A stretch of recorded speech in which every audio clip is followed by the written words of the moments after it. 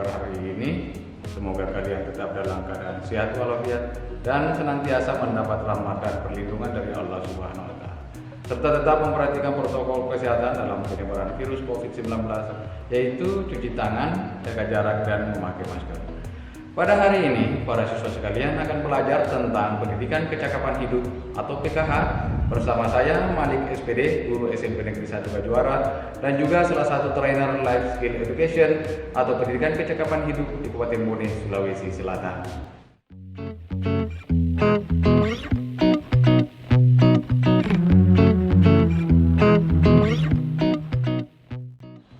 Pada kesempatan ini, kita akan membahas materi yang sangat menarik di dalam pendidikan kecakapan hidup, yaitu olahraga dan gizi. Yang termasuk di dalamnya yang merupakan sub pokok bahasan yaitu 4 pilar gizi seimbang. Yang kedua, bagaimana menyiapkan makanan yang sehat dan seimbang berdasarkan pedoman gizi berikut. Dan yang ketiga, mengenal cara-cara memasak yang tidak sehat dan menggantinya dengan cara-cara memasak yang lebih sehat.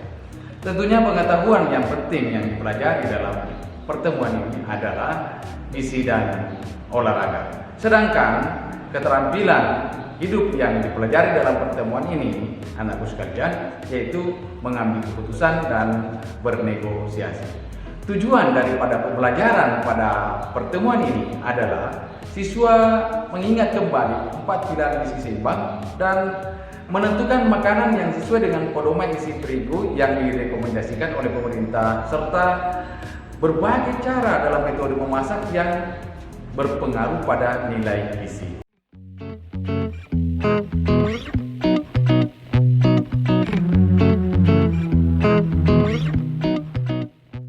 Para siswa sekalian, tentunya dalam pembelajaran ini yang menjadi pesan penting atau hal-hal paling penting yang perlu diketahui oleh siswa-siswi sekalian, yaitu mengenai tema ini adalah 4 pilar gizi seimbang, yaitu mengkonsumsi aneka ragam pangan, membiasakan perilaku hidup bersih, kemudian melakukan aktivitas fisik dan memantau berat badan secara teratur. Kemudian memperbaiki asupan makanan dan mengganti makanan yang tidak sehat dengan pilihan-pilihan yang lebih sehat.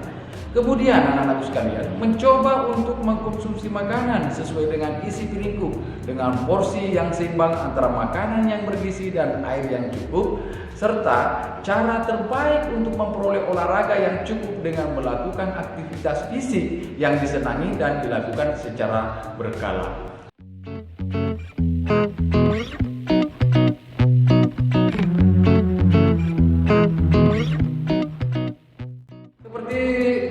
Dari awal saya utarakan kepada siswa sekalian bahwa yang penting di sini adalah mengingat kembali 4 pilar gizi seimbang. Yang dimaksud dengan 4 pilar gizi seimbang itu adalah yang pertama, anak-anak sekalian, yaitu mengkonsumsi aneka ragam pangan. Paling penting untuk mengkonsumsi makanan yang bervariasi atau beraneka ragam terhubung tidak ada satu makanan yang mengandung seluruh jenis zat gizi yang dibutuhkan oleh tubuh agar tetap sehat. Yang direkomendasikan atau yang ada 5 jenis makanan yang perlu dikonsumsi adalah sayur-sayuran, karbohidrat, buah-buahan, lemak, dan protein. Yang kedua, anak-anak sekalian, pilar yang kedua, membiasakan perilaku hidup bersih. Cara hidup bersih mengurangi risiko terkena infeksi yang dapat berpengaruh pada status nutrisi kita. Hal ini akan kita bahas secara rinci nantinya pada pertemuan berikutnya. Yang ketiga, para siswa sekalian, melakukan aktivitas fisik. Kegiatan fisik yang kita lakukan bertujuan untuk menjaga kebugaran tubuh, meningkatkan fungsi jantung, paru-paru, dan otot, serta mengurangi risiko obesitas. Kegiatan fisik harus berupa suatu yang menyenangkan untuk dilakukan agar dapat dipastikan anak-anakku sekalian dilakukan dengan secara berkala. Yang keempat, memantau berat badan secara teratur. Pengukuran terhadap berat badan yang sehat atau biasa disebut dengan indeks tubuh, massa indeks tubuh atau body mass index atau biasa disingkat menjadi BMI, bertujuan untuk mengukur berat badan yang layak untuk tinggi badan tertentu sekaligus berkaitannya dengan usia seseorang.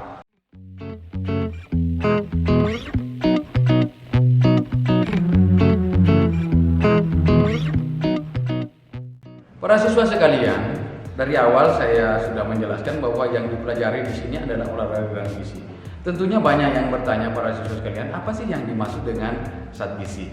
Zat gizi atau sering orang katakan nutrisi adalah zat pada makanan yang dibutuhkan oleh organisme untuk pertumbuhan dan perkembangan yang dimanfaatkan secara langsung oleh tubuh yang meliputi yaitu protein, vitamin, mineral, dan sumber energi badan kita. Seluruh kehidupan di muka bumi ini membutuhkan zat gizi untuk bertahan hidup. Bahwa makanan yang kita konsumsi yang terdiri dari berbagai makronutrien atau zat-zat gizi dalam jumlah besar dan mikronutrien zat-zat gizi dalam jumlah kecil memastikan bahwa kita memperoleh porsi makronutrien yang seimbang dan mikronutrien yang cukup. Penting dalam upaya menjaga kesehatan yang baik untuk memperoleh makro dan mikronutrien yang dibutuhkan oleh tubuh kita, disarankan untuk mengkonsumsi makanan-makanan sebagai berikut setiap harinya, yaitu 3-4 porsi makanan pokok kaya karbohidrat, 3-4 porsi sayuran segar, 2-3 porsi buah-buahan segar, 2-4 porsi protein hewani dan nabati, serta jangan lupa anak-anakku sekalian, air yang cukup.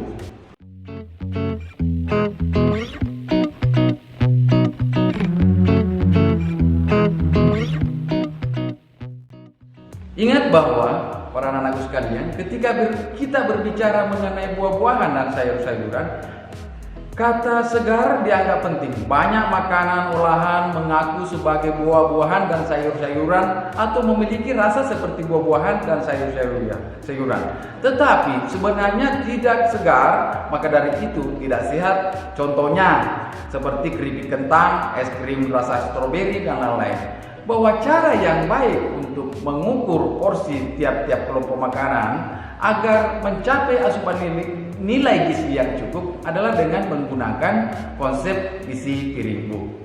Isi piringku yang dimaksud di sini adalah menggunakan ukuran piring makanan malam pada umumnya. Belah piring tersebut menjadi 2 bagian, lalu isi 2/3 dari tiap belahan tersebut dengan karbohidrat dan sayur-sayuran. Lalu isi 1/3 atau 1/3 dari tiap-tiap sisa belahan dengan protein dan buah-buahan. Sebagai tambahan, air minum yang cukup dibutuhkan oleh tubuh kita untuk menghindari kekurangan cairan pada tubuh atau dehidrasi dan mempermudah proses pencernaan dan menjaga fungsi ginjal yang optimal. Selain pentingnya mengkonsumsi makanan yang bervariasi, penting juga untuk memikirkan cara memasak dan apa saja yang ditambahkan di dalamnya, dan sepertinya biasa kita lakukan yaitu saus, bumbu dan lain-lain yang juga berdampak pada nilai gizinya.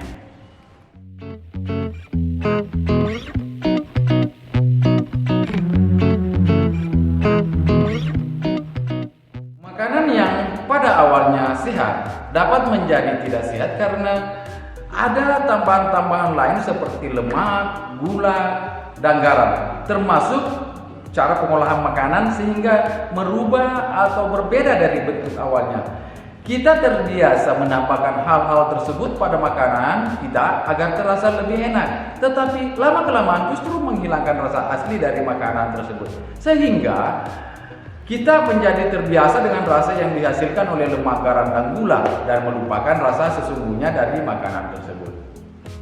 Pelajaran keterampilan hidup yang bisa kita peroleh dalam pembelajaran kali ini yaitu bernegosiasi.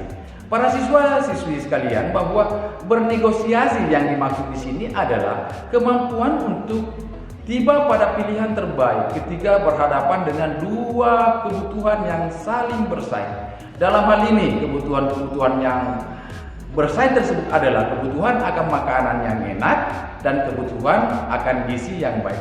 Maka dari itu, anak-anakku sekalian, keberhasilan dalam melakukan pembelajaran ini ditandai dengan menggunakan keterampilan bernegosiasi.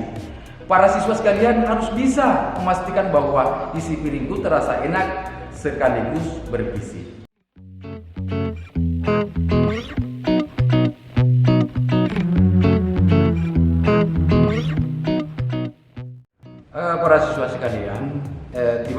cara memasak, bahwa selain pentingnya mengkonsumsi makanan yang bervariasi, penting juga untuk memikirkan cara memasaknya dan apa saja yang ditambahkan di dalamnya, yang seperti biasa saus, bumbu, dan lain-lain, yang juga berdampak pada nilai gizinya.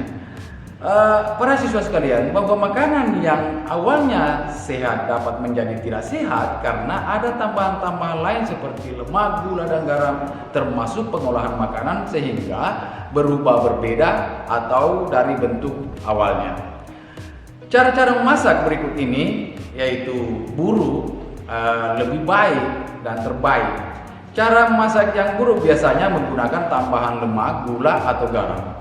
Biasanya ketiga-tiganya sekaligus lah, atau diolah sedemikian rupa sehingga berubah atau berbeda dari bentuk awalnya. Makanan-makanan seperti ini seharusnya dikonsumsi sejarah mungkin atau para siswa sekalian sebaiknya benar-benar dihindari. Contoh dari cara memasak yang buruk yaitu adalah seperti minuman ringan, yaitu yang pertama menggoreng dengan menggunakan minyak yang banyak seperti ikan, keripik, dan tempe. Selanjutnya para siswa sekalian, yang kedua itu makanan dalam kemasan, meskipun jika awalnya berupa sayur-sayuran seperti keripik dan kentang. Kemudian makanan-makanan yang lebih baik dimasak dengan kadar lemak atau gula dan garam yang sedikit. Makanan-makanan seperti ini seharusnya tidak dikonsumsi secara berlebihan. Contoh dari cara memasak yang lebih baik yaitu menggoreng dengan minyak sedikit. Yang berikutnya memasak menggunakan santan yang tidak dipanaskan berulang-ulang. Kemudian air kelapa. Makanan-makanan yang dimasak terbaik yaitu dengan sedikit lemak, gula, atau garam dan tidak mengalami perubahan bentuk. Cara memasak seperti ini harus dipilih sebagai bentuk diet yang sehat. Contoh dari cara yang terbaik yaitu direbus dalam air, kemudian dikukus dengan uap air. Ada yang dibakar dalam oven bawah tanah. Ada juga yang dimakan mentah. Beberapa makanan terasa sangat enak tanpa harus dimasak atau diubah sama sekali. Kemudian air mineral.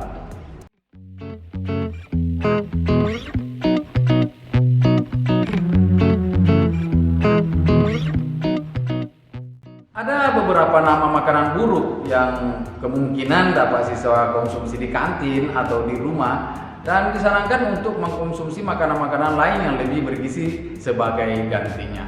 Dengan menggunakan tabel, peserta didik dapat menulis nama-nama makanan buruk dalam kolom sebelah kiri dan jawaban-jawaban yang memungkinkan tersedia pada kolom-kolom yang di sebelahnya. Dan juga dapat menyediakan contoh-contoh lain selama sesuai dengan apa yang disarankan.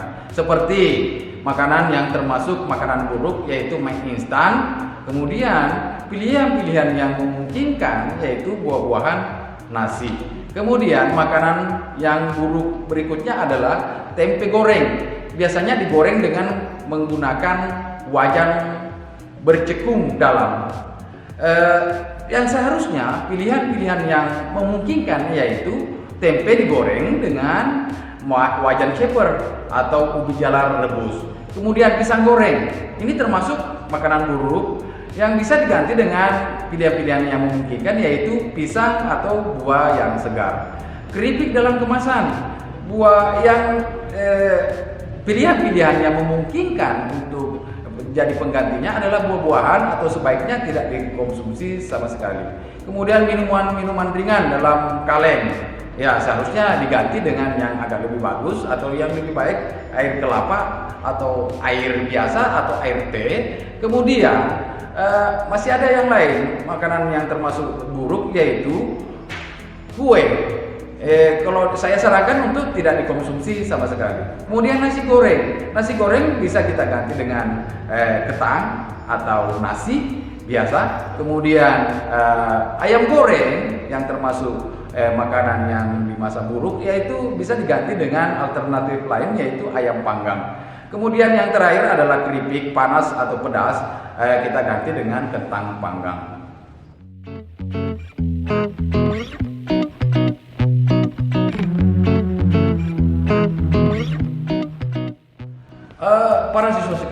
pelajaran keterampilan hidup yang menjadi sorotan pada kesempatan ini, yaitu mengambil keputusan.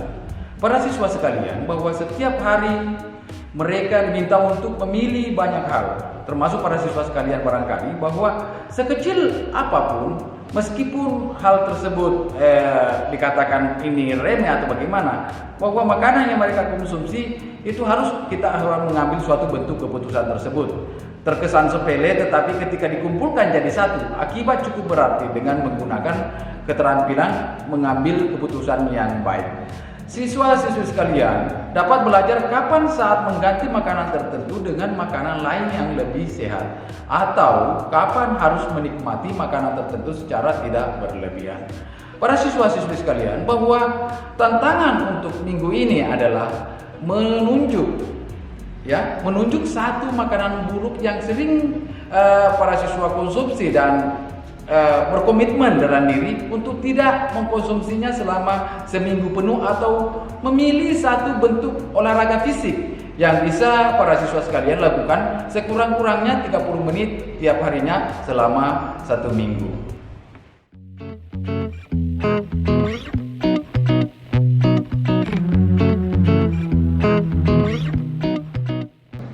Contoh-contoh yang saya maksudkan tadi sebagai bentuk tantangan di rumah, yaitu para siswa sekalian telah mengambil suatu bentuk keputusan atau bernegosiasi pada diri untuk tidak mengkonsumsi minuman-minuman ringan selama 1 minggu. Ini yang pertama. Yang kedua, para siswa sekalian, tidak mengkonsumsi keripik selama 1 minggu. Yang ketiga, tidak mengkonsumsi mie instan selama 1 minggu. Kemudian berjalan kaki ke sekolah setiap hari selama 1 minggu. Kemudian berjalan kaki selama 30 menit setiap harinya selama seminggu. Akhir dari pertemuan ini, para siswa sekalian, mengingat kembali tentang apa saja yang sudah kita capai hari ini dan mengulangi pesan-pesan kunci dari pertemuan ini. Para siswa sekalian, saya mengajak untuk menuntaskan rencana aksi pribadi untuk minggu ini dengan menuliskan sekurang-kurangnya satu hal yang akan siswa-siswi lakukan atau ubah sebagai hasil daripada apa yang sudah dipelajari hari ini. Beberapa contoh untuk siswa untuk lakukan sebagai bentuk mengambil keputusan bernegosiasi, yaitu satu, mengubah kebiasaan pola makan atau menghindari atau meningkatkan mengkonsumsi makanan-makanan tertentu, lebih sering minum air dan lain-lain. Yang berikutnya adalah berkomitmen untuk berjalan kaki jika jaraknya dekat, sebagai gantinya naik bus atau naik motor. Berperan aktif dalam membeli atau memasak atau menyiapkan makanan di rumah. Para siswa sekalian, terima kasih atas informasinya, atas partisipasinya dan perhatian pada pertemuan hari ini, dan sekian, terima kasih. Wassalamualaikum warahmatullahi wabarakatuh.